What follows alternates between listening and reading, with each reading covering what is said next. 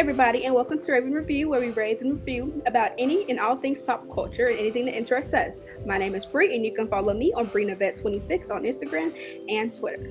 And I'm Kaya, and you can follow me on Instagram, Twitter, and TikTok at kaya.r.pennington, and I'm also on Snapchat at QueenAthena44.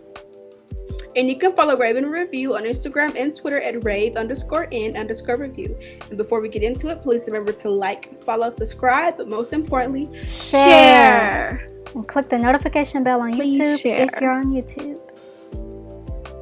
All right, let's get into our first segment called Twitter Conversations, where we discuss trending threads on Twitter. Someone tweeted their response to a friend going back to their ex, and the message reads, "Don't let him mess you up like the last guy did. I'm not going to be here to support you next time you're crying about him leaving you because you didn't listen to me last time. And remember that got you? I don't feel bad for you anymore, bro. You let this happen to yourself again, and at this point, it's on you." Kaya, do you think this girl's being a good friend, or is she being a little too harsh? You know, I wouldn't have put it that way the first time, but this does not sound like the first time for this girl. Now, going through the same thing over and over and expecting a different outcome is the literal definition of insanity. Like, that's insane. Like, why do I have to be insane because you're insane? Like, that's insane. Now, if I'm put in this situation and they ask for my opinion, I will give my honest opinion. I'll always end it with, "But that's just me though," because you can't ever say Kaya ruined your life if it don't work out for you. But I will give you my honest opinion, and if you do what you want to do anyway, and what I told you was going to happen happens, don't come crying to me. Don't come crying to me, because I will give you dry answers before I just change the subject. Oh, really? Wow, imagine that. Look, I'm trying to get something to eat. Are you hungry or nah? Like, I would most certainly give you dry answers. Me giving you my honest opinion was warning 1. Me giving you dry answers was warning 2. At warning 3, I most certainly will give you that, "Look, I told you this was going to happen and I'm done talking about it" speech. And if that ends our friendship or we have to take a little break because of it, so be it. I'm not going to go through the same stupid stuff with you over and over. I don't have to be insane because you're insane, and I have to focus on my own mental health. That's just me. So I do think this is a good friend setting a healthy boundary. But what about you? How do you feel about it? I definitely agree with you. You know, sometimes you have to be brutally honest as a friend, and maybe you could omit the brutally part, but you just have to be honest no matter what. Right. I feel like if you're not being honest, and you're doing your friends a huge disservice. You know, I would have worded the text almost the exact same way, because she doesn't seem like the kind of person who takes hints or who doesn't listen when things are sugarcoated. You know what I mean? Like, she wants, like, if you tell her tonight, you're like, "Okay, you just really need to take the hint. I helped you last time. I'm not going to be able to help you again." She's going to do it again, because she could be like, "Oh, she don't mean that. She'll always be here for me no matter what." And then it happens, and then she crosses that boundary that her friend said, and she ends up losing a good friend. And I think that's really toxic, and I personally feel like she also seems like, and I'm just going off a text. I'm judging by what's being presented to me, which is just a text. Right. So before anybody be like, "Well, how do you know this girl's situation?" Just I don't care. Okay, I'm going off what's being presented to me, and that's what I'm doing. That's what the show is for. Thank you.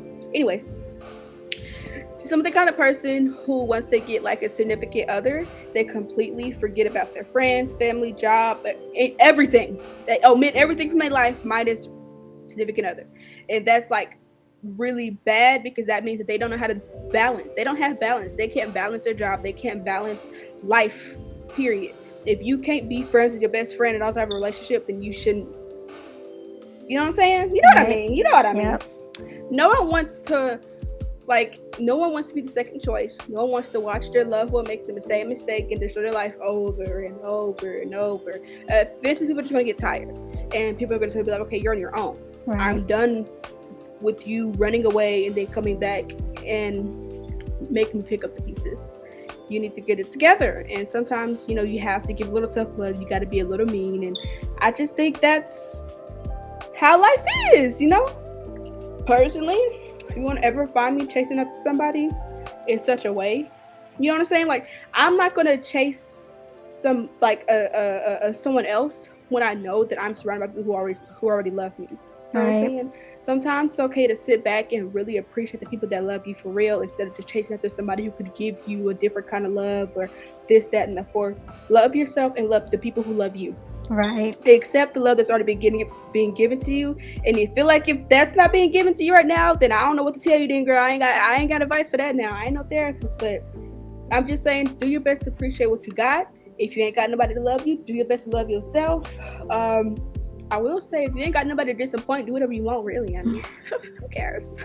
I mean, do whatever you want regardless, but just know that there are consequences to that, and not everyone's going to hang around for the consequences. True that. But with that, let us move into our next segment, tropes that we wish would die. Where we talk about tropes, or we talk about tropes in film, TV, or movies that we wish would just go away, or at the very least are overused. And today that trope is the enemies to lovers trope.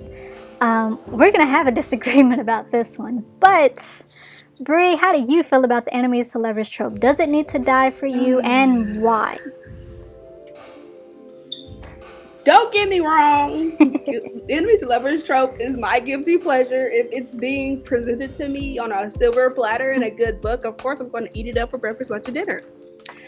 However, I will only eat it if it's cooked right. Okay? If it's burnt, fair. if it's undercooked, I will leave it on the table. And matter of fact, I will politely fold the plate and set it in the trash can. Okay? Not the trash can. People like to write enemies to lovers tropes, but they don't know how to write it. You know what I'm saying? And I'm about to use a reference. Kaya's gonna fly over your head. You ain't never watched anime? Well, you watch anime, but you ain't never seen Naruto. But an example I'm about to use is Sasuke and Sakura. All right, toxic, extremely toxic. These two basically spent like their teenage years trying to kill each other, and Sasuke put in a whole lot more work and was almost way more successful than Sakura was. Okay, it was bad. It was really bad, and he even said himself, "Why do I deserve her love?" Right? And so it's relationships that's written like that in books that I feel like aren't good, because like why, like Sasuke said, why does he deserve to be with her? And that goes for a lot of other stories. And I know you think this is a completely different kind of trope, but people think that is what it is, and they try to write it, and it translates badly. It doesn't end well. It doesn't look good. I don't like it. So I feel like personally people should appreciate other tropes of romance. You know, the classic stuff, the stuff that melts your heart, the stuff that, you know, makes you feel good. You know, instead of why does one have to struggle while they read the book? Why do I have to watch these people hate each other before they can really love each other? And I just personally feel like that's absolutely absurd. And do I think the trope needs to die? No, I don't think it should die. I think people should appreciate other tropes, and I think other tropes should be explored, and I just you know, try to find different tropes. Appreciate the tropes that, you know, other tropes. You know, they don't always have to be miserable and hate each other. It's okay. It's okay. They can love each other. It doesn't have to be that way. I know you like a slow burn, Kaya, but it just what's wrong with the love at first sight? What's wrong with the Romeo and Juliet? I don't believe in loving. That's a whole other topic. Insta love, that's a whole other topic we're gonna do. I do not believe in insta love, but like, continue. That's a whole other topic. Continue. I'm done. I just feel like, you know, it don't need to die, but please explore different tropes, because y'all was messing yourselves up. That goes to the first topic, okay? Y'all was messing yourselves up, read these books and then chasing the same exact thing that you read in the book in your TV show. Please get it together. Okay, Kaya, what's up? I love a good enemies to lovers. It's top tier for me. It will always be at the top of the list, especially if it's a paranormal enemies to lovers. Like if it's a vampire hunter, vampire enemies to lovers, don't bother talking to me that day, because I'm not trying to. Those are the worst ones. No, they're not. Those are the worst ones. Not. Those are the most toxic ones. No, they're those not. are all the toxic they're things not. that happen with the vampires and the werewolves. That's where all the bad. Hey, you no. know it. No, they're not. Look. Don't bother talking to me if I'm reading that kind of book, because I'm not trying to engage in conversation. I think enemies to lovers is the good trope. It does not need to die. Don't ever go away. That being said, what you kind of described towards the end, you said that I think it's a different category. bully romance. I think people get enemies to lovers confused with a bully romance.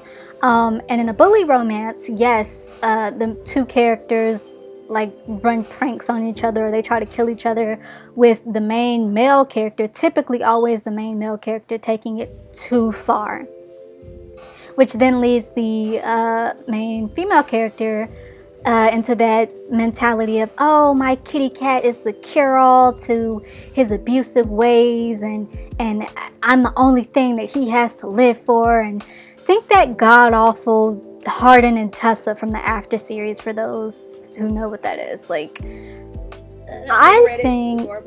Huh? No? You said what?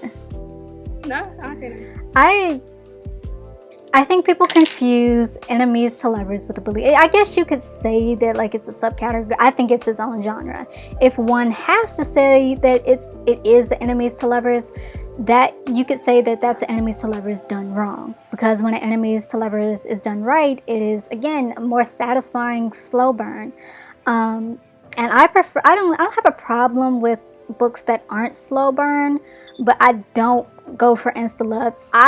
I will have a harder time believing in insta-love than I would believing that vampires and humans coexist in a world. It's fiction, but if I believe that vampires and humans coexist in a world together, but I don't believe that your two characters are fated mates and that it's instant love, I don't believe in insta-love. Like, I don't believe in love at first sight. I'm slowly getting off topic, but like... we're gonna have to do insta love one day. So I really enjoy enemies to lovers. I don't think that the vampires are the like most toxic of them. They're the worst. I do not think so. I think they literally have to bite people and drink their blood. You think that those is not the worst?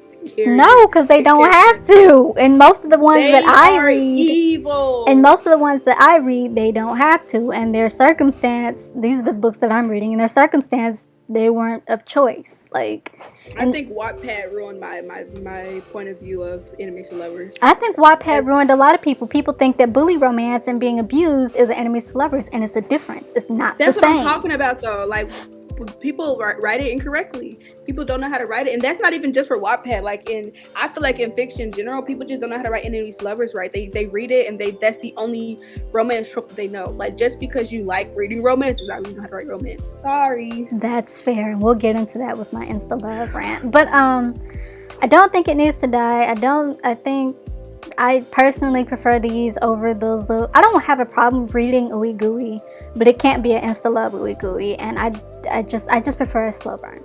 I'm sorry, like people don't just get together and... But I respect your opinion. I respect your opinion, but I simply do not agree with you, you know?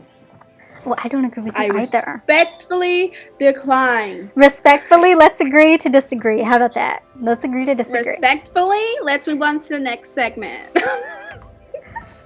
Keep it pushing. Which just so happens to be our movie review segment. Today, we're going to talk about the Django Unchained. Django is a Western that was a show way back when, but was turned into a movie in 2013. It stars Jamie Foxx as Django, an enslaved person freed by German bounty hunter Dr. King Schultz. From there, Django and Schultz form a partnership as bounty hunters. They eventually share a mutual goal of reuniting Django with his wife, Brunhilde von Schaff. Such a grand name. That was such a pretty name. The two find themselves struggling to outsmart Calvin Candy, who has Brunhilde, and Stephen, the loyal house slave. Kylie, what do you think of the Django? Django, same thing. I think there are so many memorable quotes from Django, such as, "The D is silent." Huh? Hey, it's not silent to me, okay? I've been saying Django since middle school. But I like this film. Something that many people don't know about me is that I like Westerns. Ironically, I do. I knew you since middle school and I did not know you like Westerns. I like older television and older film because I like to critique them or see like how times have changed and how like that's morally wrong, that's wrong, but like I like to critique that kind of stuff. Like, you'll find that I'm watching older stuff and reviewing why people thought it was so great at the time, why people think it's classic now. Ironically, within these westerns, they were like culturally insensitive, and so do I have a hard time watching them? Yes, but there are some episodes within these westerns that are just like, oh, that's okay, and let's just jot that down, right? So I like westerns. I think Jamie Foxx was perfect for the role. It almost, see, and this is me getting into my history, my film buff kind of thing. It almost went to Will Smith, or maybe not almost, but he was up for the role, but he turned it down, and I honestly prefer him in the other Western, which is Wild Wild West, where he's Jim West. Like, it's good. It's on HBO Max. The people say it's bad, but something else you'll learn about me is that I like movies that society has deemed crappy. So, I like that. I like Dr. Schultz. You put in your notes that if there was anybody you would imagine that despised slavery, it would be him. And I agree. He's funny to watch. Yeah. He is fun to watch. I like... How do I say this? I don't like, but like people have an issue with like the brutality that is in this movie. I've seen people have issue with it, which is fair because there are so many black trauma films, and then there are so many black trauma films where white people are at the head of it, or people who aren't black, or people who haven't, been affected by slavery, right? Not that I disagree that we need more black joy films, as specifically black joy films with black people at the head, but I also think that we do need black trauma films because people get a lot of their assumptions and stuff from TV, so they need to see how horrible this stuff was. That being said, maybe not with white people at the head of it, and also with all of the unjust shootings of black men, maybe not so much. But that said, I think Django falls somewhere in between for me. Some of the scenes are hard to watch, but I like the film overall. I like that we have a black cowboy because 1 in 4 cowboys were black, so we need more of that. You're doing your smart self, knowing weird facts such as that. Here's another... I never forget, this is super off topic, but Go ahead. I never forget when I told my coworkers about the Trojan horse, and they're just like, Brianna, how do you know something stupid like that? I'm just like, did you not listen in school? Did you not? Did we? We should review Troy one day. Okay. We should review Troy one day. That would be fun. I have great memories of watching Troy in school. Great memories. I don't think we really watched something like Troy in school, but we watched. And we did. But let's get back on topic. So I like that, 1 in 4 cowboys are black. But speaking of, weird facts, you also put in your notes that Leonardo DiCaprio played Calvin Candy too well. And he was actually uncomfortable with the role, and Samuel Jackson had to pull him aside and be like, yo, this is just another day of work. Let's get it. Go. And then the scene where he finds out Django and Dr. Schultz, and he slams his hand on the table, he actually broke some glass under his hand, and it shattered in his hand, and he kept going until they stopped and was like, oh, you're injured. So, that's cool. I think Samuel Jackson did a really good job playing Steven, which I don't know what that says. I'm not saying he shares characteristics. I'm just saying he's an amazing actor for that. Instead of calling that name that I won't use, but an Uncle T, we shall now call those people Stevens, because that Stevens. He went in on that role. But I like the film. I give it a 7 out of 10. What are your thoughts? Just a 7? Just a 7. Well, all I got to say is, I like the way you die, boy. So many memorable quotes. I love this movie. I love it. But I'm gonna start with the bad stuff, so we're getting on a good note. At least for the segment. I personally have a hard time watching movies where black people are tortured in any kind of way. I never seen 12 Years a Slave. I won't watch it. I probably should, but you'd probably be better off reading about what happened to that guy as opposed to, it's still messed up, but it's based on a true story, so you'll probably be better just reading up on what happened to that guy. don't even know if I want to read it. I can't even lie. I just it's pretty scary. I couldn't even watch Get Out for a bit. Yeah, it took me. I don't like it. I can't stomach it, so I skipped a lot of parts. Like when that man was getting eaten by that dog, I was just like, ugh. I closed my eyes on that part too. I don't watch that part. I can't watch that part. I didn't even close my eyes. I skipped it completely. I skipped it. It was hard to watch, extremely hard to watch.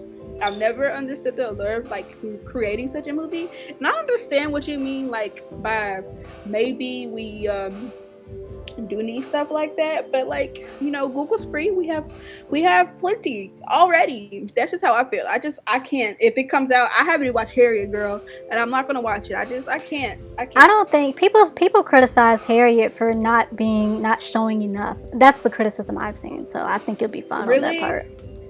Oh, well, I'm probably not gonna watch it because they had bad reviews.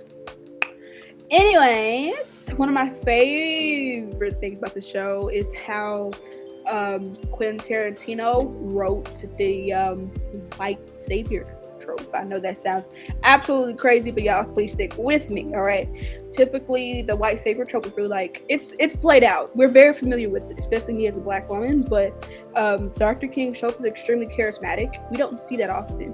And like you said, I wrote in my notes, like, if I had to imagine, like, someone back in the day, a white man who is against slavery, it would be someone like Dr. King Schultz, someone who is educated, smart, and I want to say empathic almost, just a little bit, but he still knows that, hey, I benefit from the system, so I'm using my benefit. And he kind of like, he says that when he's trying to get Django to help find the Brittle brothers, I think. Mm-hmm. Is it the Brittle brothers? Yeah. He tells them, like, if you don't want to cooperate, I'm going to just use the slavery system to my benefit. And, you know, I think that Django ended up cooperating, didn't he? Like, he did. I don't know. This is not me disagreeing with you, but I didn't see that as saying you have to. He said if you're not in a position to, like, say no, all the better. But I didn't see that as him. And it could have been. I'm not disagreeing with you. It could have been. But, like, I didn't see it that way. But, yeah, he did. That's how I read into it. But, can we also talk about how the sound bite from It's Like a Reward came from? It's like a reward. I didn't know that, and I had to pause the movie for like 15 minutes just to laugh, because I was like, this is hilarious. It's like a reward. I'm like, huh? That's how good the script is, though. Like, anyways, I also like how Django was written. You can tell he had to open up the Dr. King Schultz bit, and I like how his relationship with Broomhilda was also written too. The cutest part to me was when Dr. King Schultz was just like, your wife's German? And Django's just like, well, how do you know my wife is German? And Dr. King Schultz tells him, hey, she's named after a German princess, a fictional German princess. And Django just kind of sits in front of Dr. King Schultz, just like, tell me about the princess, because like he loves his wife so much, he wants to know more, and it's almost like childlike, and I think it's adorable. Some people may not like it, but I thought it was really cute because it just shows how much he really loves his wife. And okay, there were 3 iconic moments that I am obsessed with and will forever quote, and when it comes to film, I will always think about it, right? Alright, first one is the I Like the Way You Die Boy scene. Alright, first of all, I don't even think Dr. King Schultz knew that Django knew the Brittle brothers in such a way, or like he had such ill will towards the Brittle brothers. I don't think he told him that, you know, they were the ones who had whipped his wife. And so when he shoots John Brittle, I think it's John Brittle, through that Bible verse over his heart, I'm just like, wow. That's beautiful in the most sick way. It's beautiful. The most sick way. In the sickest way. Yeah, shoot that man in the heart. It's beautiful. But it's beautiful because back then slavers were Christians and they thought that what they were doing were right, even though it's unethical. And I ain't no Bible thumper, but I don't think enslavement was like, yeah. Woo, like for every verse that, you know, said slavery was okay, there was another one that condemned it. So interesting. I need to read the Bible. Anyways, Another funny scene was after Django and Dr. King Schultz kill the Ritter brothers. They leave. What is it? Big Daddy's house, and I don't know why I said it like that. I had to say it like that. And he commences to raid them. And the bag scene, the Ku Klux Klan I watched my wife get 30 bags together for you ungrateful people, and all I hear is criticize. From now on, me or mine for nothing. Iconic scene. And then when they started riding around the little carriage, they didn't know where it was going. They was running into each other. That was funny, iconic. Another iconic scene was the end. In the end, when Django was about to kill Steven, and he has that line where he was just like, how many slaves you see go in and out this, I don't know what to plantation, I think is what he said. Plantation. And he's like, Calvin Kenny was right about one thing. I am that and 10,000. And then he blows the house up. Like, come on, Quentin Tarantino. I don't like you that much. But this was a good movie, and you wrote down. Okay. I would give it a solid 8 out of 10. And the reason why it's not getting a 9 out of 10 or a 10 out of 10 is because I don't like watching black people get tortured, period. Anyways, Kaya. Well, with that, let's move into our last segment of the day. It's time for What's in the Headlines, where we rave and review celebrity news and gossip. And today we're talking about Doja Cat DMing a 17-year-old. We're talking about Cardi B in the Shea Room going at it. And we're also talking about Ezra Miller and their overall disgusting behavior. Let's start with Ezra Miller. For context, they are non-binary and their pronouns are they, them, and we will try to respect that. Now they have been going around terrorizing people in like Hawaii and other places. They've been in 3 different assault situations where in all cases they've assaulted women, I believe, where once they threw a chair at a woman. They have been accused of grooming a 17-year-old girl when she was 14. They've been accused of having kids in front of drugs and guns. And they've also like taunted the police before just disappearing. And recently they got into a fight with Austin Butler. And yet they still have a job as of now. They still have he plays Elvis in the new Elvis movie. Oh. As of now, they still have a job with Warner Brothers as The Flash. So what are your thoughts on Ezra Miller? Okay. First of all, can we just talk about how Ezra Miller is doing the race better than Tay-K did? That's gonna fly over your head. But if you know who Tay-K is, you can't. I don't know. He's a rapper. Tay-K is a rapper who was convicted of murder, I think, and he wrote a whole album. I do remember that. So iconic. Anyways, back to something that's more relevant and important. I'm really tired of people like Ezra getting away with whatever they want, right? Like, and when I say people like Ezra, I mean rich actors who appear to be white. And yes, I know Ezra is not white. They are Jewish, but they appear to be white, and you could get away with a lot in America if you appear to be white. Okay, and it's amazing to me how Ezra can go around grooming children, attacking people, and committing all other heinous crimes. But God forbid, I know this topic is broke, busted, and disgusted, but Lord have mercy, it is still very relevant. God forbid Will Smith walk up on stage and slap somebody. You get banned from the Oscars, and everybody and their mama and the entire acting community is sitting there talking about how they don't condone violence. Well, why y'all show didn't condone violence when it was Harvey Weinstein? I hate to say the name, but y'all condone violence when they okay? All right, like, come on now. And so I just feel like people should have that same energy with Ezra. Y'all not reporting Ezra going around committing crimes. Y'all not reporting this. I'm so sorry. I don't mean to misgender them. They are committing all kinds of crazy crimes, and no one's doing anything about it. The police can't catch it to them. It's ridiculous to me. No one's reporting it. They still got their jobs. They're just doing whatever they want. And I feel like that Ezra Miller should not be able to have it's not like Ezra Miller's like this small time actor. they don't have. It's not like they have like supporting roles. They have roles in one of the biggest two of the biggest franchises in the movie, which is in the movie world, which is like Harry Potter and DC. They're not small roles either. So to me, I think it's insane how people are ignoring the things that they're doing. It needs to be addressed. We need to talk about it. There's no reason why it's only being spoken about on Twitter. God forbid this is a black man. If Michael B. Jordan was running around doing something like this,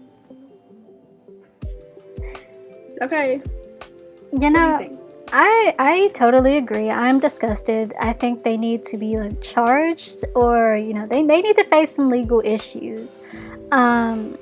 I'm a lot disappointed in Warner Brothers too, though, because like Warner Brothers has produced a lot of my like favorite movies, but they're just going to continue working with known abusers and assaulters because for what? Anybody is replaceable. Like we saw that. Like I don't mean to get too far off topic, but a lot of people think Johnny Depp is a really good actor. And when Disney fired him from the Pirates of the Caribbean, a lot of people are saying, I'm not watching anything else because he's irreplaceable as that character. And that might be the case for some, but ultimately anybody is replaceable. So you have, and again, I'm not trying to get too far off topic, but they asked him when Amber Heard started making a lot of noise about him abusing her, they asked him to step down from his role in Fantastic Beasts, and he did.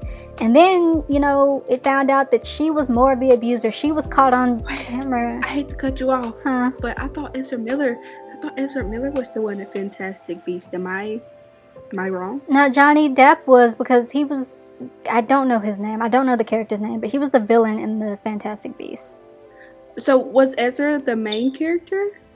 No, That's what's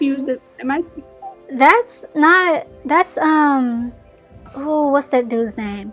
I forget his name, but we'll talk about that in a minute. I'll forget his name. But they asked him to step down, and he did. And then you find out that Amber Heard, that she got caught on tape saying, "Oh, I can't say that I won't hit you again, or I can't say that, or I threw pots at you, or I punched you, I did not hit you," and all of it. You found out that she was more of the abuser, and that she lied a lot on stand or whatever. And she's still kicking it with Warner Brothers. Anybody is replaceable. These people are replaceable. Ezra Miller is replaceable. They don't want to get rid of them because I read somewhere that it was like, oh, well, we tested out our film in a certain audience and they liked it. So anybody is replaceable. It might take time, but imagine how much money you're going to lose when people start boycotting your films because you're working with abusers. Anybody's replaceable. I think they need to get rid of them, and I think Ezra Miller needs to face legal issues, legal troubles. I know that's right. Well, let's move on to something that I'm ready to argue about, something that's easy to talk about, which is Cardi B versus the Shea Room. That's a fight I want to see, okay? It's all started when the Shea Room, which is a news and gossip channel, posted up pictures of Cardi B's daughter, Culture. She reportedly asked them to take the photo down in the comments before accusing them of only posting negative things about her. The Shea Room reportedly responded with positive posts about her. Cardi would double down and accuse them of gaslighting and blocking her messages. The Shea Room would deny this also. Now, as of recording, things have settled down between the two. They believe these posts that have reportedly settled things offline. But the question we're asking is the Shea Room more harmful and negative than they are positive? Are they biased on certain people? And being a news site, could they have handled the situation more better? Kaya, what do you think? I might sound like a bit of a hypocrite. Now, I do follow the Shea Room. They post certain issues that I might see before my certain go-to news channel sees. Like Elijah McClain. They posted about him before the really big news sites were posting about him. The Shade Room was. So they sometimes post civic or civil issues that I care about that I might not see first. Like it might be a few minutes or an hour after before I see it on my news. And they also post some celebrity stuff that I might care about before my news channels do. That is their only saving grace for me. Like that's it. Because I do think they cater to a certain demographic of the black community that's not good. I think that they are toxic. I think that they cater. Now, you can't control what people put in your comments like that, right? You can't control it like that.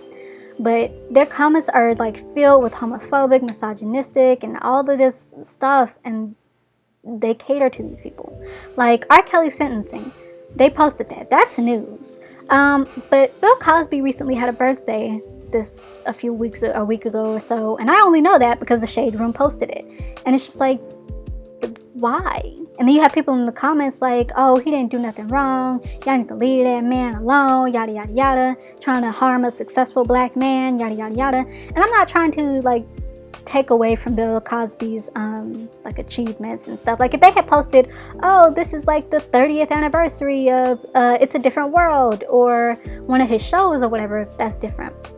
But given all the allegations against him, you don't necessarily have to sit there and post that and be like, oh, it's his birthday, let's wish him a happy birthday. Like, and then they post Boosie a lot, which he seems to be very problematic and homophobic, and it's just like they cater to a certain demographic of people in the black community that aren't necessarily the most progressive, and I think they are toxic. Now, I don't think Cardi B is faultless, but at the same time, they say that they are this like professional news reporting channel.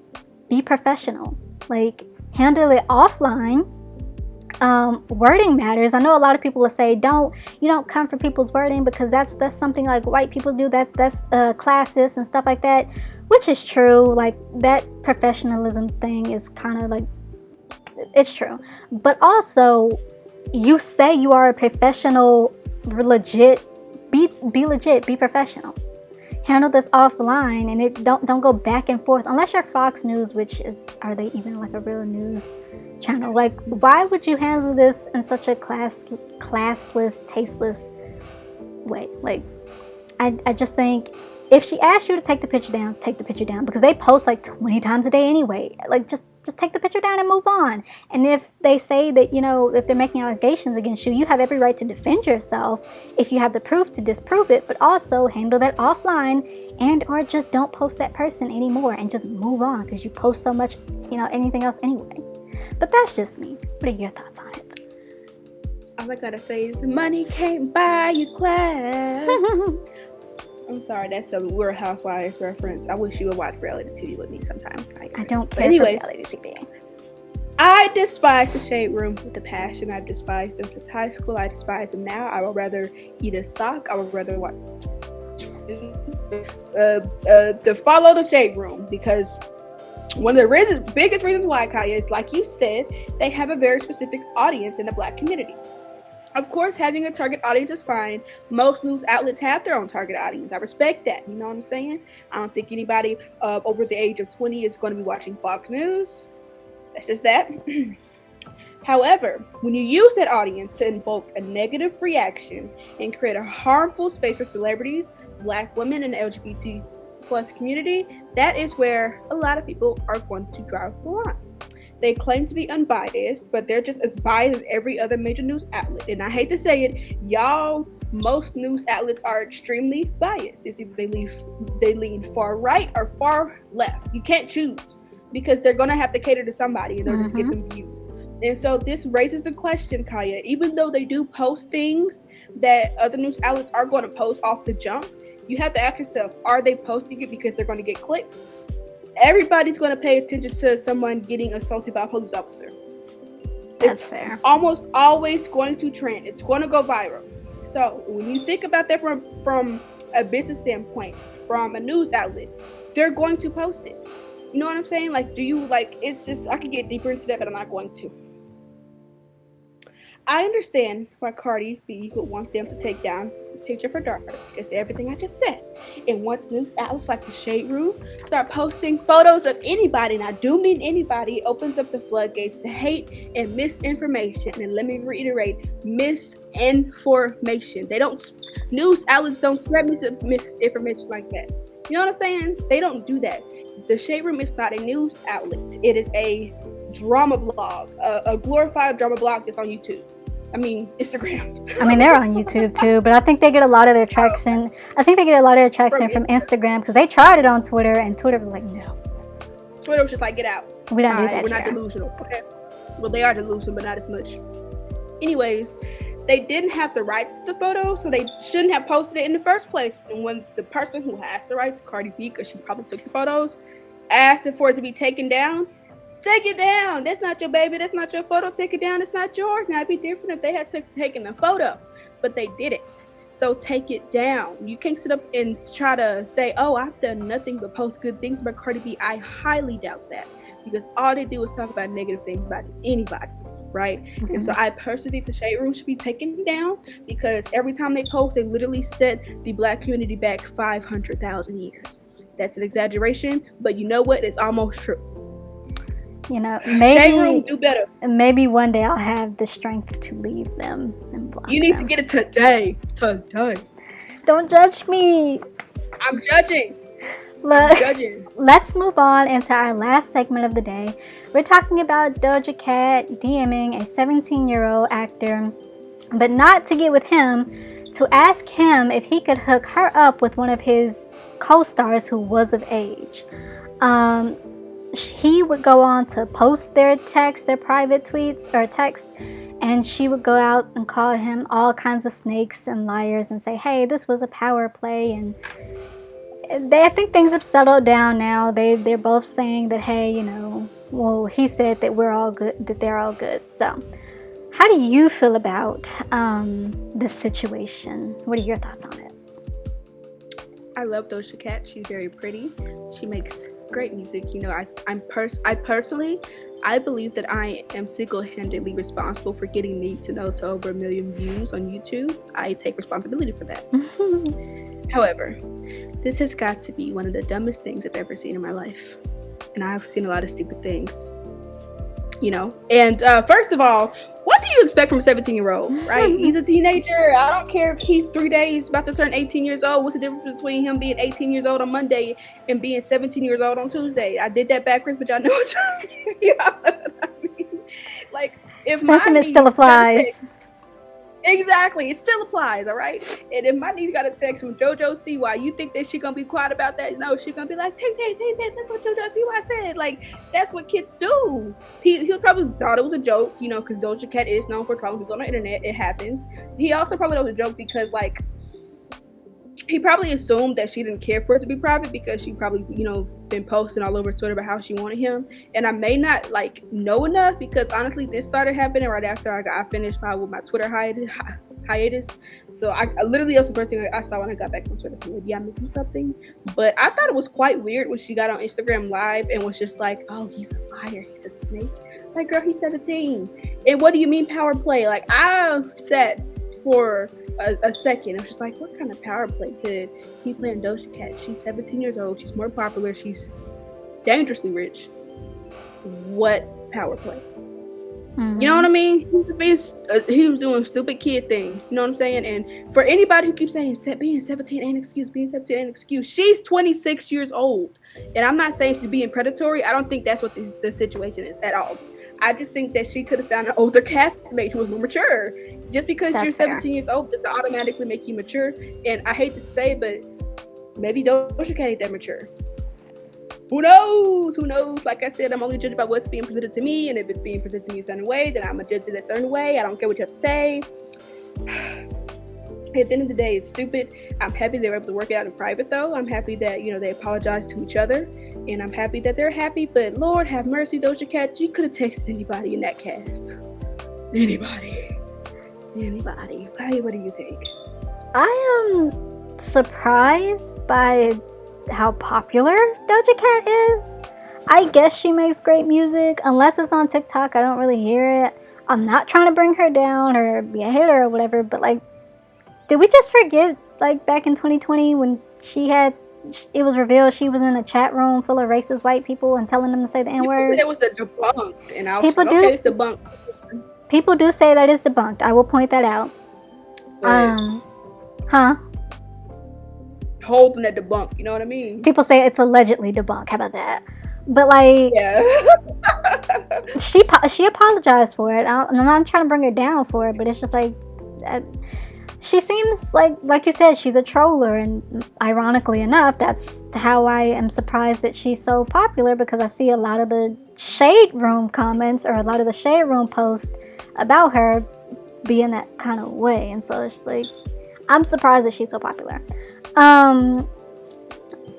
And I get like feeling like betrayed that he was sharing private text, unless it's like that person feels like really uncomfortable and it's really inappropriate. I don't see a reason for sharing private text.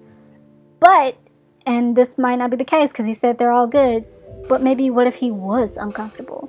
Like, you're asking a 17-year-old, a minor, to make a love connection with two adults. What?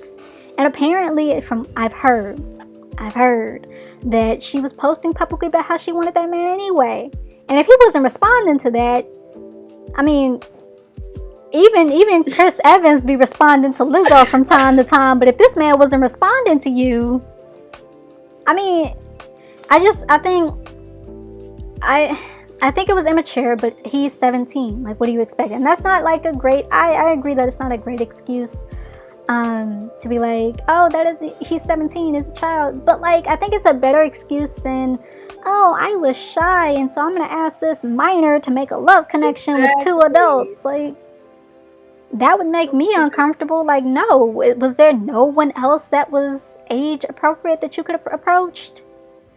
I just that man, and he still, after all this has settled down, and the man that you wanted still hasn't made contact with you. I don't think it's gonna happen. At least not publicly. I don't think it's gonna happen. At least not publicly. That's just me. That's how I feel.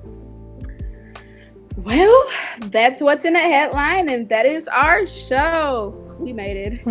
Thanks for listening and watching. If you like our content, be sure to like, follow, subscribe, but most importantly, share. And click the notification bell on YouTube if you're on YouTube. And leave a comment and tell us what you think. Be respectful, but leave a comment and tell us what you think. Do you disagree? Do you agree? Bye. We'll see you next time. Thanks for watching.